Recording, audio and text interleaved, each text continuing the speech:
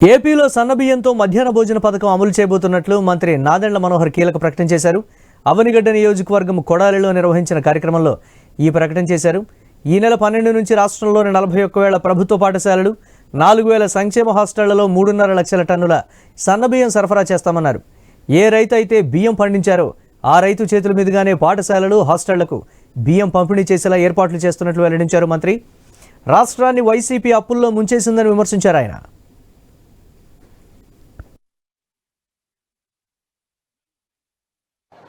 June 12వ తారీఖున మనం ఒక సంవత్సర కాలం పూర్తి చేసుకోబోతున్న సందర్భంగా మన ఆంధ్రప్రదేశ్ చరిత్రలో ఫైన్ క్వాలిటీ బియ్యం మన బిడ్డలకి 41,000 ప్రభుత్వ పాఠశాలలో, 4,000 సంక్షేమ హాస్టల్లో మనం 3.5 లక్షల మెట్రిక్ టన్నుల బియ్యం మనం సరఫరా చేసి మన బిడ్డలకి అద్భుతమైన పౌష్టికాహారం మనం అందించబోతున్నాం.